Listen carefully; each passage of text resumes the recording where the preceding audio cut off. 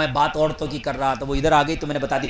اور میری ماں بہنیں کان کھول کے سنیں، اگر اللہ نے تمہیں دیا ہے میری ماں بہنوں تو صرف سونا چاندی کا زیور پہننا، اگر نہیں دیا ہے تو سونا چاندی کے علاوہ یہ جو آپ پہنتی ہو بازارو آرٹیفیشل، اس سے نماز نہیں ہوتی ہے، یہ جائز نہیں ہے. اللہ نے دیا ہے تو سونا چاندی کا پہنو، نہ دیا ہے تو نہ پہنو، کوئی فرض و واجب نہیں ہے، ضروری نہیں ہے. اللہ نے دیا ہے تو پہنو، نہ دیا ہے تو نہ پہنو.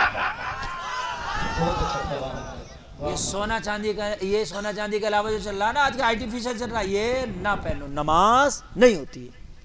بہت سے لوگ کہتی ہیں کہ نہیں صاحب ہاتھ میں چوڑی نہیں ہوگی تو اس کی ہاتھ کا پانی جائز نہیں ہے، کچھ نہیں ہے. بھائی اگر اللہ نے دی ہے تو پہن، اور نہیں دیا ہے تو بھائی اتنا آج کل 50,000 روپے تولہ سونا ہے، غریب آدمی نہیں پہن سکتا، تو کیا اس کا پانی جائز نہیں ہوگا؟ یہ کون سی بات ہے بھائی؟ اگر دیا ہے تو پہنو، اور نہیں دیا ہے تو یہ بازارو جو آرٹیفیشل ہوتا ہے اس سے نماز نہیں ہوتی، نہ پہنے آپ. ایلومینیم کا، تانبے کا، پیتل کا، روڈ گوڈ کا، اور یہ وہ جو جس طرح کا بھی ہوتا ہے اس کو نہ پہنے. اور اگر اللہ نے میری ماں بہنوں تمہیں سونا چاندی دیا ہے تو پھر اس کی زکات بھی نکالو. بات میں یہ عرض کر رہا تھا اس لیے کہ زیور کی مالکن تم ہو. اپنے شوہروں سے کہہ دو یہ جو ہمارا زیور ہے ہم نے اس کی زکات ضرور نکالنا ہے. اور میری بہنوں اگر تمہارے شوہر تمہیں پیسہ نہ دیں زکات نکالنے کے لیے تو جو تمہارے پاس سونا چاندی کا آئٹم ہے اس میں سے چاہے بیچ کے نکالو مگر زکات ضرور نکالو. اگر شوہر نہ دے پیسہ الگ سے زکات نکالنے کے لیے تو میری بہنوں حکم یہ ہے کہ اگر آپ کے پاس سونا چاندی ہے تو تھوڑا سا بیچ لو اس میں سے، اور بیچنے کے بعد زکات نکال دو. اگر تم نے ایسا نہ کیا تو قبر میں تمہیں سونا اور چاندی کی جگہ سانپ اور بچھو تمہارے پہنائے جائیں گے، بچھو لٹکائے جائیں گے، سانپ پہنائے جائیں گے. بڑا خطرناک معاملہ ہے. اور میں نے جو قرآن کی آیت پڑھی تھی نا، اللہ فرماتا ہے جو لوگ مال اکٹھا کر کے رکھ لیتے ہیں نا زکات نہیں نکالتے، اللہ تعالیٰ اس مال کو جہنم کی آگ میں پگھلائے گا، اور پگھلانے کے بعد میں پیٹھ کو، پیشانی کو، چہروں کو داغے گا، اور داغنے کے بعد رب فرمائے گا آج ذائقہ چکھو، یہ وہ مال ہے جو تم نے اکٹھا کر کے رکھا تھا، جو تم نے جمع کر کے رکھا تھا. اور مسلمانوں اللہ اگر دولت دے تو زکات ضرور نکالو، ورنہ یہ دولت بوال جان بن جائے گی، ورنہ یہ دولت سانپ اور بچھو بن جائے گا، ورنہ یہ دولت تیرے لیے ایسی بوال جان بنے گی کہ میدان محشر میں پیٹے اس سے داغ دی جائے گی. ہائے داغدار چہرے کو لے کے محشر میں کہاں چھپتا پھرے گا، داغدار پیٹھ کو لے کے محشر میں کہاں چھپتا پھرے گا. جب چہرے پہ ذرا سا داغ لگ جائے تو بدنما دھبا الگ نظر آتا ہے. میرے بھائی کسی کے چہرے پہ تیزاب ڈال دو تو اس کا چہرہ دیکھنے کے قابل نہیں رہ جاتا ہے. لیکن مجھے بتاؤ جب جہنم کی آگ میں پگھلا کے مال کو اور جب چہروں کو داغ دیا جائے گا تو کتنا خطرناک بھولا چہرہ ہو جائے گا. محشر میں کہاں چھپا کے پیو گے اس داغدار چہرے کو؟ اس سے پہلے کہ چہرے داغے جائے زکات نکالو، زکات کا نظام بناؤ. جس دن زکات نکالنا شروع کر دی اللہ تعالیٰ تیرے گھر میں، تیرے کاروبار میں، تیری کمائی میں، تیرے مال میں 70 گنا برکتیں عطا کر دے گا. ایک شخص میرے نبی کی بارگاہ میں حاضر ہوا، عرض کرنے لگا یا رسول اللہ میں بڑا غریب ہوں، مجھ سے غربت نہیں جھیلی جاتی، نام ہے ثعلبہ. آقا مجھے لیے دعا کر دیں کہ میں امیر ہو جاؤں. بہت سے لوگوں کو امیر بننے کا بڑا شوق ہوتا ہے. میرے بھائی اگر اللہ نے امیری نہیں دی ہے نا تو غربت میں بھی اس کے شکر کے سجدے ادا کر، کیا پتا تیری امیری تجھے گمراہ کر دیتی. کبھی کبھی امیری بھی گمراہ کر دیتی ہے.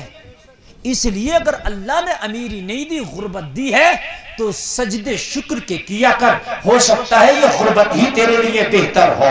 نبی کی بارگاہ میں آیا، نام ہے ثعلبہ، عرض کرنے لگا آقا میں بڑا غریب ہوں، غربت کے دن مجھ سے گزارے نہیں جاتے، مفلسی کی راتیں مجھ سے گزاری نہیں جاتی، یا رسول اللہ دعا کر دے کہ اللہ مجھے امیر بنا دے، دعا کر دے کہ اللہ مجھے مالدار کر دے۔ آقا دعا فرما دے کہ میں امیر ہو جاؤں، جلسے میں آنے والوں میرے مصطفیٰ وہ ہیں جو قیامت تک کا دیکھ لیتے ہیں، اللہ نے اپنے نبی کو غیب عطا کیا ہے، میرے کریم مصطفیٰ نے دیکھ لیا، کہا تیرے لیے غربت بہتر ہے، امیری کی دعا نہ کرا۔ کیا بہتر ہے تیرے لیے؟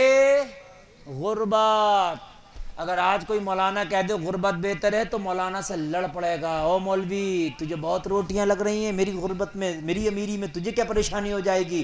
مگر ہاں کبھی کبھی غربت امیری سے بہتر ہوتی ہے، یہ بات مان لیں، کبھی کبھی غربت امیری سے بہتر ہوتی ہے۔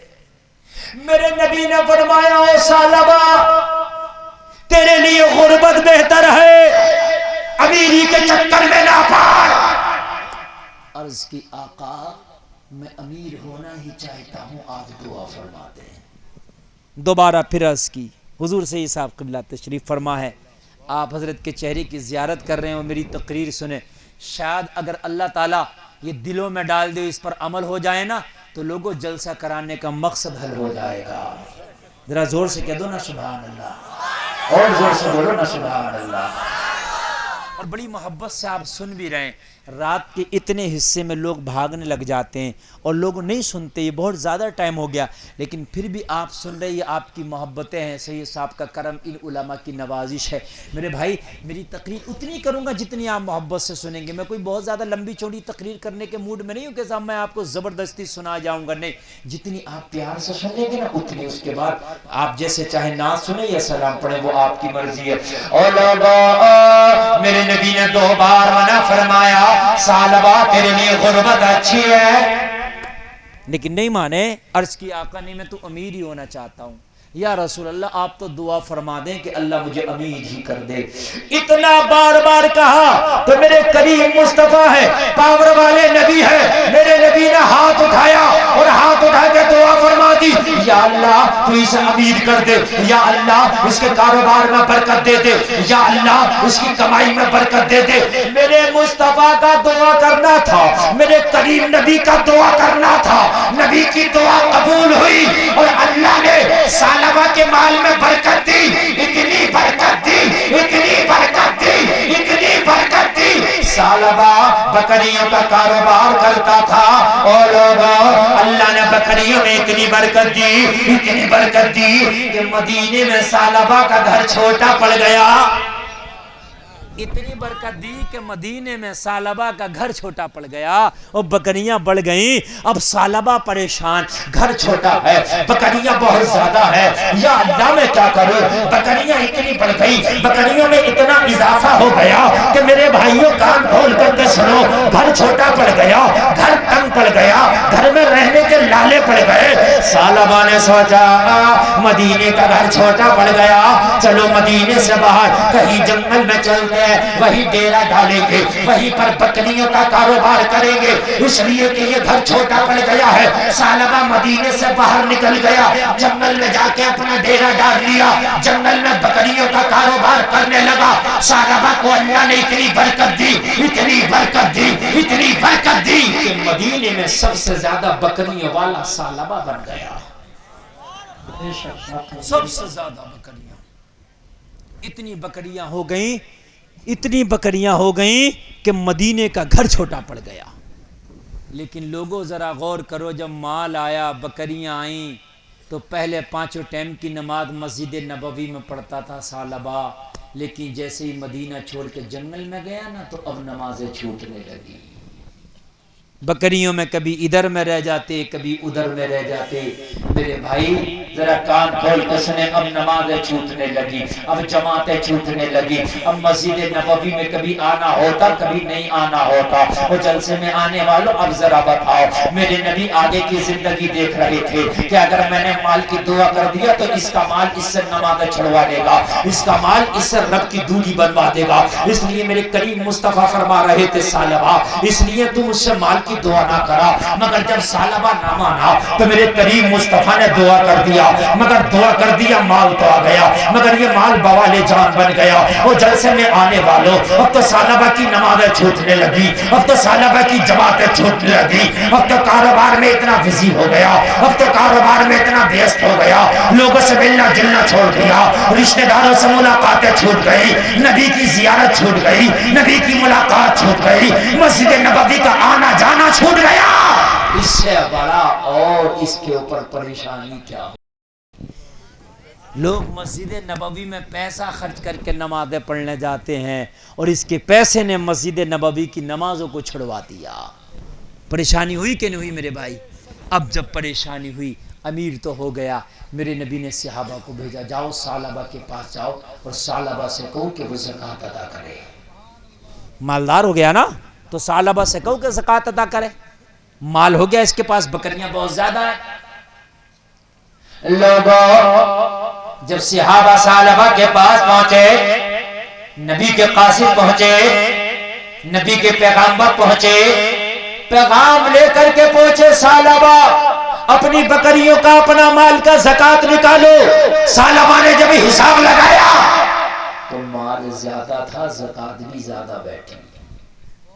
اب بکریاں زیادہ تھی، ان کے حساب سے بکریوں کا زکوٰۃ بھی زیادہ بیٹھی۔ او میرے بھائی جب بکریوں کی زکوٰۃ زیادہ بیٹھی، ثعلبہ ماتھا پکڑ کے بیٹھ گیا، یار اتنا مال دوں گا تو میرے تو بہت مال چلا جائے گا، مگر یہ پتہ نہیں تھا یہ مال دیا بھی تو اللہ ہی نے ہے۔ بھئی بہت تو چلا جائے گا، مال ہے بھی تو بہت، اگر بہت جا رہا تو رہ بھی تو بہت رہا ہے۔